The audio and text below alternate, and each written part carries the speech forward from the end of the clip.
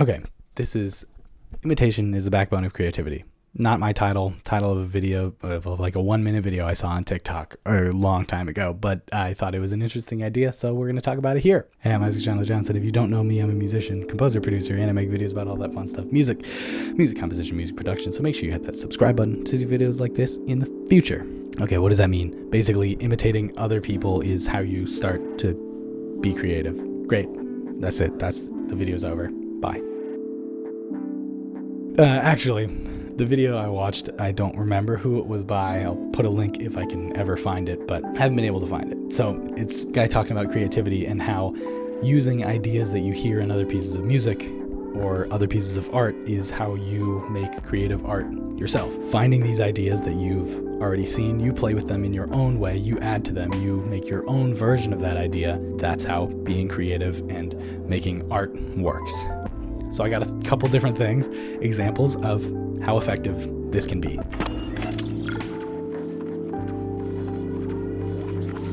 First thing, when I was in college, one of my music theory teachers had us take a piece of music, 2 pieces of music. We chose one, the other he gave us, and we took the chord progression from one and part of the melody from another. We got to choose which part of everything we did. It didn't really matter what part of each. It didn't matter whether we took the harmony from the song he gave us or the melody from the song he gave us. Didn't matter what measure, but we had to take some part of it. We didn't have to take the whole chord progression. We could just take, 3-4 measures of the chord progression, but enough of the chord progression where it would be clear when we explained it that that's what we took. Don't take full-on songs because that's copyright infringement. Also not cool, but take ideas, chord progressions, parts of melodies. As long as you make it into yourself, you're going to be fine. But what we did was we took that and then we created our own song. So our own song was sort of this mash of these 2 songs that we took from. Most of the songs that the students in this class created didn't sound anything like the 2 songs that they took from. They sounded like their own original songs because they took the ideas and created their own piece of music with it. That's what I did. Put these 2 things together. At the end, we had our own entire new song, our own full-on song idea, AAB form or something, AABA form or something. But we didn't need to think of any original ideas. We didn't need to sit and toil over, what's a good melody. We took pieces of melodies and used those to get a starting point to create our own melodies.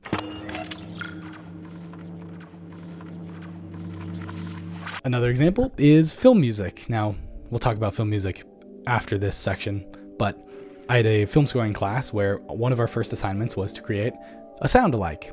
And a sound-alike the title is pretty self-explanatory. I feel like I don't need to explain that one, but I'm going to. So a sound-alike is basically you create a song that sounds like this other song, right?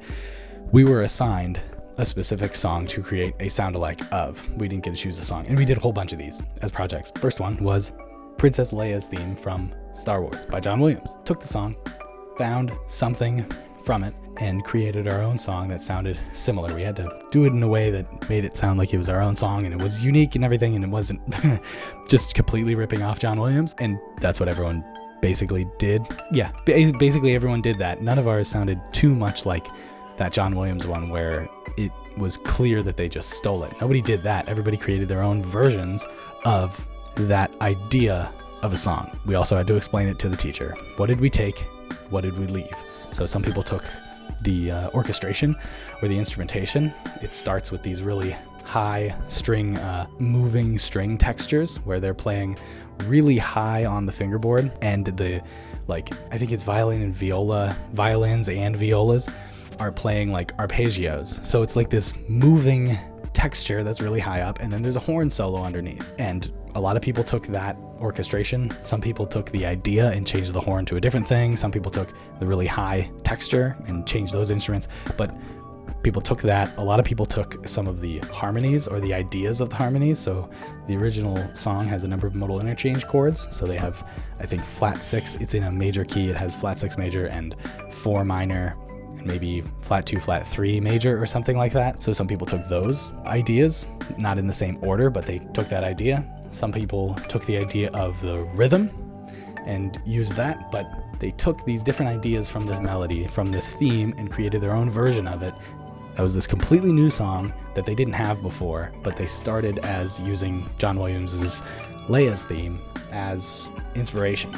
And it's a great way to get yourself started, like making music and making a song if you have trouble thinking of ideas, because you don't really need to think of a whole bunch of new ideas yourself. You can take ideas that you like already, you will like, you think they sound cool, make your own version of them, put them into the whatever piece that you're working on. It's a great way to get yourself sort of like started creatively.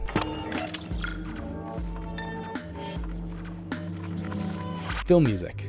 A lot of film music does have what's called temp music or temporary music. So an editor will put in a song and a director will put in a song with the rough cut of the film as they're editing. So they're hearing this other piece of music through it before they hire a composer. And when they hire a composer, often they'll try and get the composer, they'll ask the composer to write a piece of music that sounds like this track that they put in. So if you do some searching, you can find some fun ones that people think are the temp tracks for different well-known themes.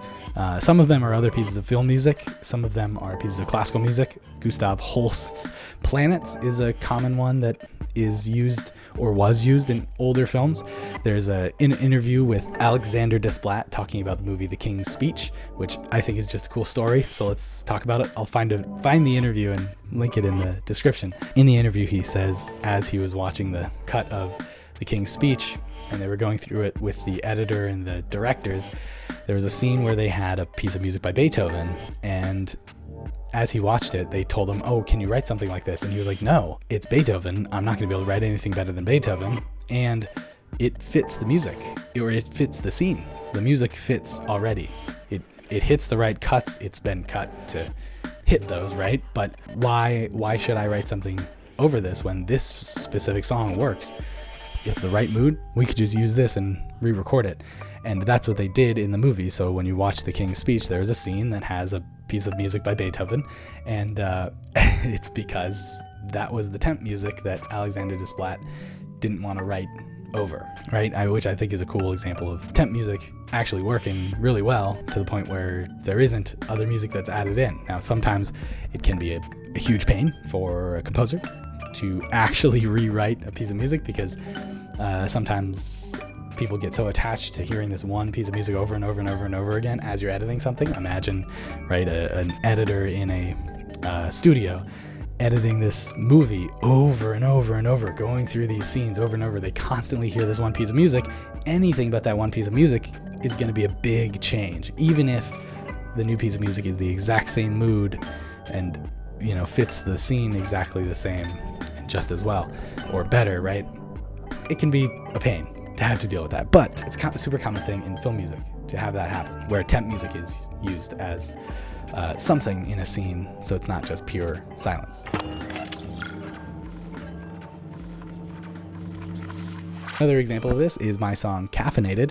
I listen to a lot of Edit and Glitch Mob. I really like their music, and I took some of their ideas of either glitchy sounds or heavier percussion, or just percussion sounds in general, or different electronic effects, and that's what I tried to do in Caffeinated, sort of taking inspiration from their music and making my own version of that in my own stuff. So that's what I did for Caffeinated. It's a great way to give yourself a push, right? Give yourself a way to get started without having to create all of these new ideas and think of all these new innovative ideas that you haven't ever used before. You can just start with finding an idea you like, turn that into a song, and then see where that goes, right? You're not stealing these songs, but you're taking ideas you like and sort of imitating them, creating your own version of that thing in this song that you're then writing. It's a great way to get yourself started. I highly recommend you give it a shot. And that is the end of this video. So I hope you found it useful. I hope you enjoyed it. Hope you learned something about music. If you did, hit that like button, hit the subscribe button. And as always, thank you for watching, and I'll see you next time. Peace.